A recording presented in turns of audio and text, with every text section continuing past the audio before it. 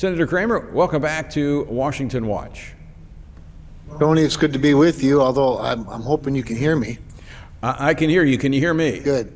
I hear you fine. Thank you. It's great to be with you, and you teed it up perfectly. I mean, what, 65 or more percent of the American people think it's only reasonable that Joe Biden negotiate with the Republican majority in the House of Representatives. My sense is that he understands that he's got to do that, and that this burden is really now on him, quite honestly, this burden of a potential default of our national debt. So, Senator, is the president playing chicken with House Republicans here, just refusing to sit down and meet in the middle? Well, Tony, what I always say about negotiations is if all or nothing is your beginning point, that's fine. But it can't be your ending point, because an all or nothing ending point is oftentimes nothing. So this guy, you say what you want about Joe Biden, he's got a lot of experience in transactional politics. I would certainly hope that this isn't the time that he decides to play chicken with the national debt. That said, I do think people should have a clear understanding of how reasonable Kevin McCarthy and the House Republicans have been in their offering. They've actually passed a bill that would raise the debt ceiling. And yes, some of those conditions that go along with it are going to be hard for the left to swallow. But boy, they're not exactly radical conditions. Things like, a discretionary cap of 2022 spending as the new starting point, and then a small 1% incremental growth throughout the next several years. Tony, I don't know, but 1% growth is not a cut. That's growth.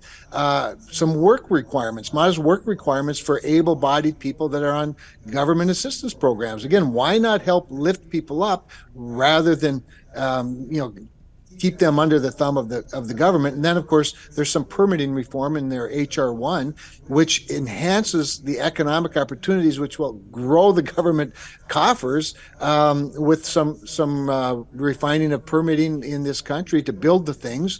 And none of it's very radical. So I'm going to be optimistic, Tony. I'm always optimistic that Joe Biden's going to come to the negotiating table and that they'll find enough common ground to make a deal. Senator, we're seeing kind of the grandma in the wheelchair going over the cliff again, where those types of over the top language. When in fact, if you actually read what's been proposed, it's Congress that will determine where the money goes. This does not cut Social Security, does not cut Medicare, not at all. And it's up to the Congress to decide how to spend the resources that we have available. Well, our Constitution is pretty clear on that point, for sure, Tony. And then the fact that, that this overplaying their hand all the time, this is what discredits them so often. I get it, in the early going, maybe a little political jabbing here and there, but then you got to get serious about it, remembering that Social Security and Medicare have been off the table for Republicans and Democrats for a long time. Now, I'm a Republican that thinks we ought to start dealing with it. We should have started dealing with it a long time ago, with regard to both the revenue side as well as the spending side of those mandatory spending programs, because they're going to be defaulting themselves here in a few short years, at which point there'll be automatic budget cuts. But for this discussion and this purpose and this negotiation, they're off the table. We're talking about the discretionary side of the budget. So we've got to look out for national defense and then put some guardrails in on the spending. That should not be an unreasonable thing. And by the way, Tony, I think it's really important for people to understand. A lot of people conflate raising the debt ceiling with a government shutdown. Not raising the debt ceiling doesn't create a government shutdown. It just forces the government to only spend the money that they're taking in every day. What a novel approach that would be. And before people think that's going to be some catastrophic crisis, just notice we're in a crisis. We have high inflation, high interest rates.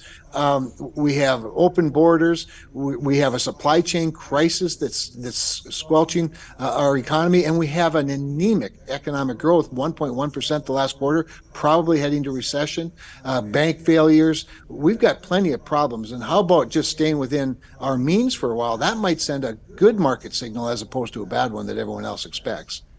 Senator Cramer, we often see this, but in the proposed or the spending that we saw put forward last month or last year where they expanded the tax credits for energy tax credits and all of this. Now that's created a lobbying group that's lobbying for these, saying this is going to kill jobs.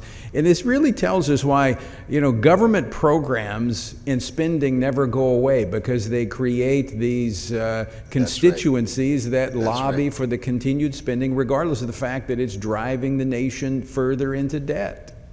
No, a very important point, Tony. Every time, you start a program, you start an incentive, you create some sort of a financial incentive, and it automatically creates a constituency if it didn't already have one, and that constituency becomes a lobbying stakeholder.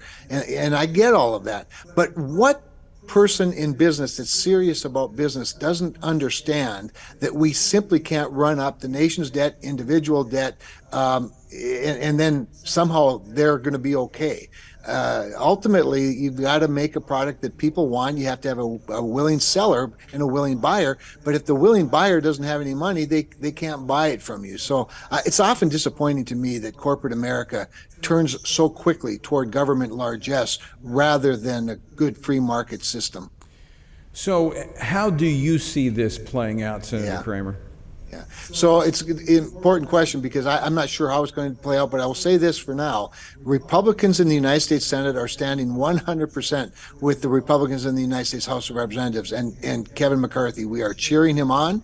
He knows we have his back. He has drawn the line in the sand. The ball is in Joe Biden's court. If the two of them don't agree on something, then they're not going to get the rest of us to agree on something. The way I think it plays out is that Joe Biden wakes up and realizes he's playing chicken with the wrong guy, and it's time to roll up our shirt sleeves. Whatever they come up with, Tony, clearly isn't going to be something that every Republican loves, and it's not going to be something every Democrat loves. But we have a divided government, a wonderful opportunity to test this magnificent system that our founders gave us and find both common ground and then compromise. And when that happens, instead of having 218 Republican votes and 51 Democratic votes in the Senate and maybe nine Republicans, I think what they're going to find is maybe there's 180 Republican votes and 80 Democratic votes, or maybe it's even split more evenly than that. And you're going to get a more durable outcome. And I think that's exactly what our founders had in mind when they put this system together. But we just have to we have to start getting our job done much, much sooner. We're coming up on this cliff, as you know, much sooner than anybody anticipated, because Janet Yellen suddenly said, wait a minute, it's not going to be August 1st, it's going to be June 1st that we run out of money. And the reason for it, Tony, that one of the reasons she gave was that the revenue coming in on April 15th from income taxes wasn't what they expected. Well, imagine that. We're in a recession, we're in high inflation, and there's all the other things I said earlier, a supply chain challenge. And so we need to get our entire economic ship in order. And I would add to that the regulations choking off business and economic growth. Amen. Senator, always great to see you. Thanks so much for joining us today. Have a great weekend. Always my pleasure.